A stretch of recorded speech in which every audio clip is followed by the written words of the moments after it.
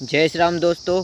आज की वीडियो में हम लोग जानेंगे प्रेमानंद जी महाराज से ब्रह्मचर्य रहने के फायदे और ब्रह्मचर्य न रहने के नुकसान के बारे में।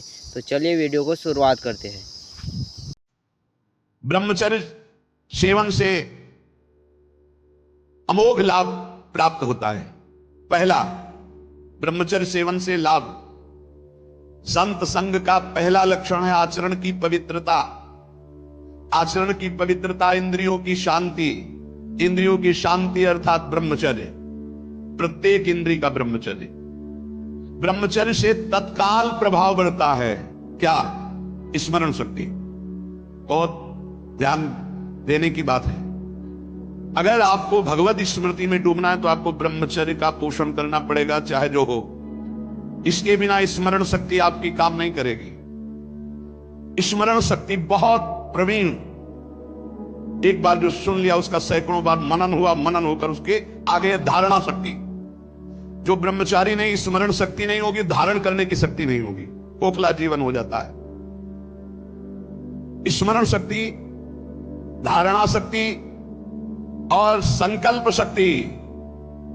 इतने बजे जगना है, इतना करना है, ऐसे चलना है, सब होगा। और जब ब्रह्मचर्य नहीं तो चाहे 1000 बार संकल्प करो, तुम्हारे काम में नहीं आएगा। स्मरण शक्ति, धारणा शक्ति, संकल्प शक्ति, इच्छा शक्ति जिसे, और उत्साह शक्ति और शरीर शक्ति, ये शक्तियां उसके अंदर प्रकाशित होती है जो ब्रह्मचर्य का पोषण करता है। स्मरण, धारण करना, जो संकल्प नियम ले उसका अक्षरशः पालन करना, और उत्साह बना रहना, और शरीर में स्फूर्ति रहना। ब्रह्मचर्य एक विलक्षण महाव्रत है। ब्रह्मचारी का सौंदर्य प्रस्फुटित होता है। एक नूर उसके चेहरे पे झलकता है जो ब्रह्मचर्य को धारण करता है। एक नवीन आकर्षण, बालवत चेहरा, एक आकर्षण होता है भागवती। और जिसका ब्रह्मचर्य पुष्ट होने लगता है उसके शरीर से सुगंध आने लगती। सुगंध, जो भोगी पुरुष होता है पास से निकल जाए तो दुर्गंध निकलेगी, और जो ब्रह्मचारी होगा तो उसके शरीर में सौरभ होगी। ब्रह्मचारी का एक एक रोम तेज से युक्त होने लगता है। चेहरे पर हर समय प्रफुल्लता, मुस्कान, उसका हृदय नंदनवन हो जाता है, आनंदवन। बिना किसी कारण की प्रसन्नता बनी रहती है। शरीर अगर किसी असाध्य रोग से युक्त है तो भी उसके विचार कभी रोगी नहीं हो सकते, विचार स्वस्थ रहता है। और जो ब्रह्मचर्य नष्ट करता है, स्मरण शक्ति नष्ट, धारणा शक्ति नष्ट, इच्छा शक्ति नष्ट, उत्साह नष्ट, शरीर शक्ति नष्ट, सिकुड़ा हुआ, खिन्न, देखने से ही लगेगा पता नहीं कितना बोझा लादे हुए बैठा दिमाग में। पथ्यास्यायी व्यायामी स्त्रीस्तु जितात्मा नरो न रोगी स्यात्। रोगी कौन नहीं है? बोले जो सदैव पथ्य का भोजन करता है और मित भोजन, हित और मित, शरीर के अनुकूल, साधना के अनुकूल, और थोड़ा भोजन करता है, पथ्यास्यायी। दूसरा व्यायामी, रोज सत्संग में घुमा घुमा करके, चाहे आप 15-20 मिनट ही करें, व्यायाम करें। 2-3 किलोमीटर आप दौड़ो, चलो बाहर दौड़ने के लिए नहीं तो ऐसे यंत्र चल गए, ट्रेडमिल, ऐसे यंत्र चले हैं, उसी में दौड़ लो, नहीं ट्रेडमिल तो दौड़ लगा। शरीर को एक बार पसीना पसीना करो, थोड़ी सी बैठक, थोड़ी सी थोड़ा व्यायाम करो। ये साधना के लिए, भगवत प्राप्ति के लिए कह रहे हैं, कोई कुश्ती लड़ने के लिए नहीं कह रहे, ये जरूरी है। पथ्यास्यायी, पथ्य का भोजन, मित भोजन करने वाला, और व्यायामी, और स्त्रीषु जितात्मा। स्त्री शरीर है तो पुरुष की तरफ नहीं, पुरुष शरीर तो स्त्री की तरफ नहीं। जितात्मा, आकर्षित ना होना। नरो न रोगी स्यात्, उसे रोगी नहीं कहते, भले वह साध्य रोग से ग्रसित है। और अगर ये नहीं है तो वो रोगी ही है, आज नहीं तो कल पता चल जाएगा कि वो रोगी है।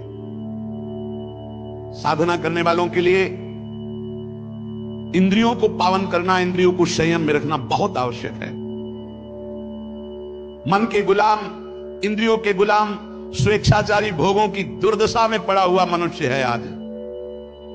असंयमी मनुष्य का मन और मस्तिष्क, ध्यान से सुन लीजिए, असंयमी जो अपनी इंद्रियों मन को मनमानी लगाए हुए है, उसका मन और मस्तिष्क और हृदय सड़ा देते, जीवन को सड़ा देते।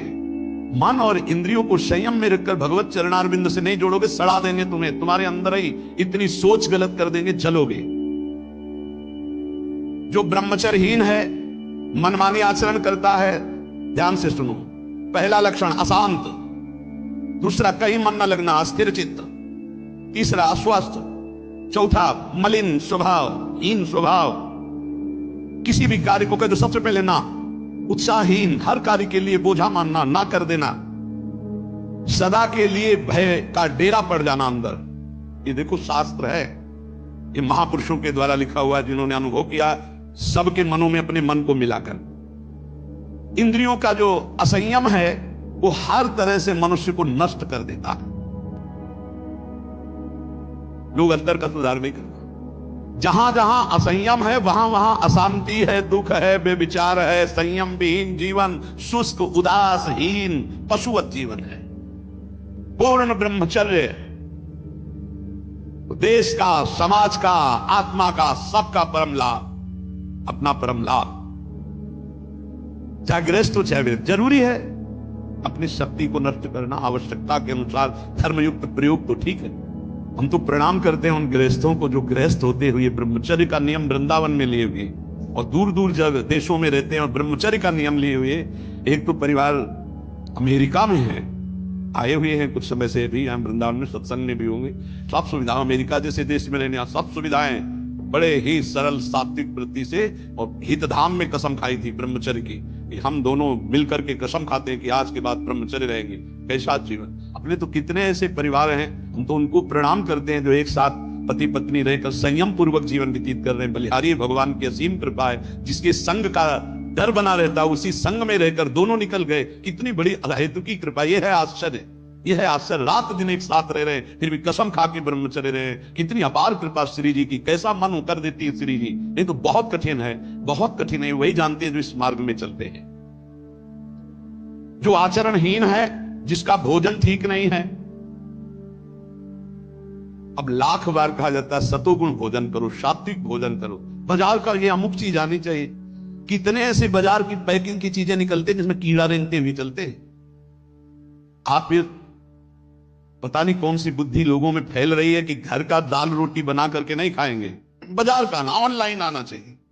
ऑनलाइन में हो जाओगे, हाँ ऑनलाइन में चले जाओगे। बहुत तो जो ब्रह्मचर्य पालन करता है, रोग से लड़ने की सामर्थ्य आती है, शोक स्पर्श नहीं कर सकता, मोह पर विचार करने की सामर्थ्य आती है, प्रमाद स्थिति नहीं रहती, अकर्मण्यता नहीं रहती, अकाल मृत्यु नहीं होती, ब्रह्मचारी कभी विचारों से दरिद्र नहीं होता है, चिंता नहीं होती, उसके हिंसात्मक वृत्ति नहीं होती, द्वेष नहीं होता, ईर्ष्या नहीं होती, अशांति नहीं होती। ब्रह्मचर्य समस्त दोषों का नाश कर देता है।